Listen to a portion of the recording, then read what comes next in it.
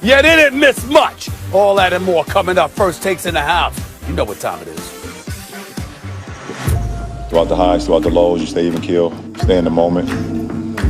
What's left right now? Nothing.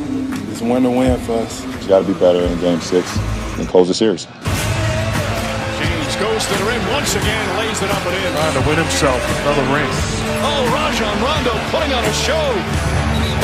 This game has completely gotten away from Miami. This historic 2020 NBA championship belongs to the Los Angeles Lakers. Organization want their respect. Laker Nation want their respect. I want my damn respect too. Hey, hey, what's going on, everybody? Welcome into First Take. Thank you for spending part of your day here with us. I'm Molly Karen Rose with my guys, Stephen A. Smith, Max Kellerman. Stephen A., let me just say this. I always tell you your hair looks better shorter. I'm liking this haircut now. And then you never stick with it. See how good it is right now? This is how your hair should be. I mean, Molly, it's not Told my him fault. yesterday, Molly, crispy. First of all, it's not my fault. Good. It's not my fault because here's the deal. You know, your brother, you can't get to the barbershop all the time, particularly with my schedule. I mean, when you see it grow out, it's because I ain't have a chance to get to Queens to see my man Marlon. You understand? So I mean, I'm moving and all of that stuff, and so as a result, I get it in when I get it in. I can't be like Max, where I'm in the mirror every morning. You cut my own hair. I ain't got it like that. I need help. Molly's saying, don't look like the dude from Ice Pirates back in the day, Stephen. I don't know if you remember that one. Oh, my God. I don't remember Ice Pirates. I remember George Jefferson, though. Stephen A. I remember George Jefferson. People who know will get it. Oh, my God. The Jeffersons is always on in my house. Please, we're watching TV from the 70s here. We're losing it with this pandemic. All right, anyway, we're going to stay focused. And Stephen A., you do have the clout where the barber could come to you at this point, in case you didn't know. But speaking of clout, we had a Woj bomb this morning, and that's what I want to dive into. NBA news, y'all. Anthony Davis finalizing a 5-year, $190 million maximum contract to stay with the Los Angeles Lakers. CEO Rich Paul telling ESPN the deal includes an early termination option prior to a fifth season in 2024-2025. The deal could be signed as soon as today. In other Lakers news, they agreed to a 2-year extension with LeBron James. Max, who's the bigger signing at this point? Is it AD or LeBron? Let me get this straight. Are you asking who's the bigger signing? The 36-year-old who still signed up for another season and got the 27-year-old to come and join him? Or the 27-year-old who's not from there, who's never played in his hometown, who said on a podcast recently, I'm not of the Lakers right now, and who was about to be a free agent, right? And you just signed him for 5 years.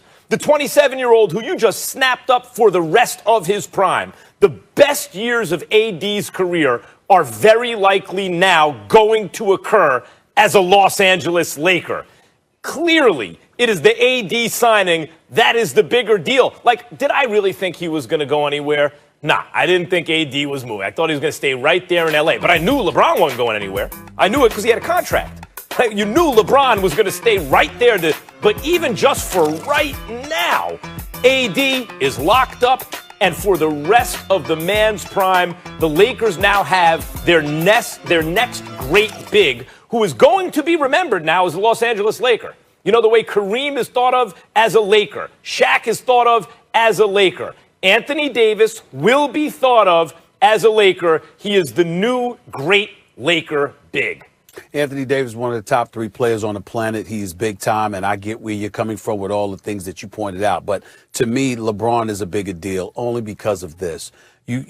Everything about the Los Angeles Lakers is about LeBron James. Even the greatness of Anthony Davis shining through to a championship level is about LeBron James. We saw AD in New Orleans all of those years. He couldn't get past the second round. His first year with LeBron James, he is a champion. It's LeBron James reminding everybody that he's the best in the world. We got to take into account some of the things that we were saying. We wondered once upon a time whether anybody wanted to come and play with LeBron James, okay? We were talking about that when he first arrived with the Lakers, but AD ultimately ended ends up coming on board. There is leadership that was exhibited from day one until the final day. The continuity, the consistency, the togetherness, the cohesiveness, all of that was due in large part to LeBron James. It's not to say that Anthony Davis had nothing to do with that, because we know better.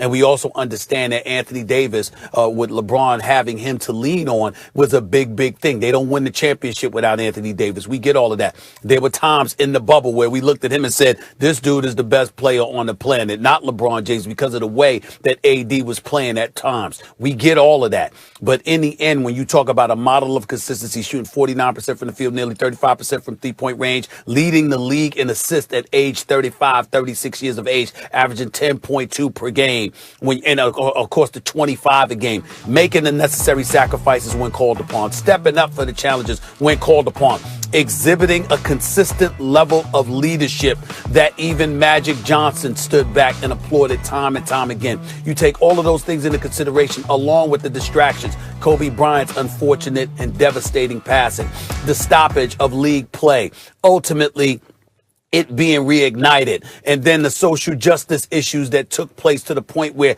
teams and players were contemplating not even playing at all, with one of them being the Los Angeles Lakers. All of these distractions, all of these things that happened, it ended up being an Achilles heel for the Los Angeles Clippers, who felt like they were together enough if the season hadn't stopped for them to really, really make a run. But once they came back, some of them didn't want to come back, et cetera, et cetera. The Lakers, no matter what happened, even with Avery Bradley electing not to play and participate in bubble play, everything you look at, it's not just about the play on the court. It's about leadership. And when LeBron James signs on board to say, I want to be here, essentially saying, I want to end my career here, it also elevates the profile of the Lakers in this regard, Max. It reminds us all that the Lakers, when you are a star and you produce for them, there is no controversy. They take care of their own. And that's the message they sent to Anthony Davis. And they sent it again with LeBron James, which made it that much easier for him to commit to the 5 years, $190 million max. That's what Jeannie Buss told me when they extended Kobe before they'd even seen him on a court after a catastrophic injury at an advanced age when it was pretty clear he'd never be the same, and they extended him. They thought they were out from under a deal that was hurting them. They extended him 2 years, $50 million, which at the time was a lot, like it's a lot now, but was the most you could give a guy basically just about. And I asked Jeannie Buss about that, and she said that the rest of the league, besides doing right by Kobe, has to see how the Lakers take care of their own. I thought that was an excuse at the time. But it's clearly true. Jeannie Buss, since she got rid of Jim Buss, it took her 3 years to win a title. And now they have both LeBron and AD locked up for the foreseeable, for the next 3 to 5 years.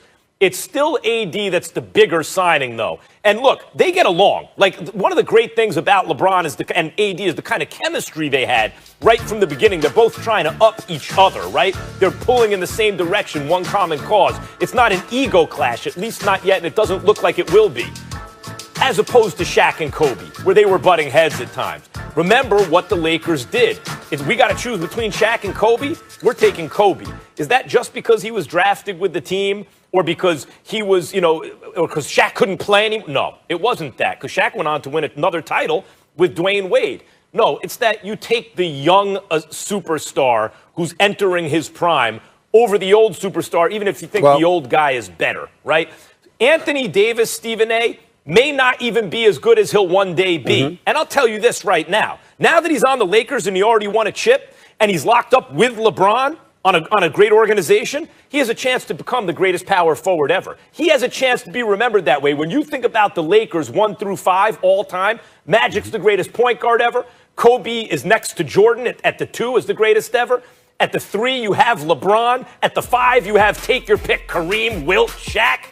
Now at the 4, you have AD. The Lakers are going to have a claim pretty soon to having the best ever, or very close to it, at every single position, on the court 1 through 5. This is an enormous signing of Anthony Davis. Well, it's an enormous signing, but if you're going to bring up history, let's be accurate with what you're saying here. You're absolutely right about what Jeannie Buss told you. But, you and I have historically disagreed with the signage of Kobe, because she said you got to show that you're taking care of your own. But you also have to remember they knew that they were beyond competing. They knew that they were not going to be that.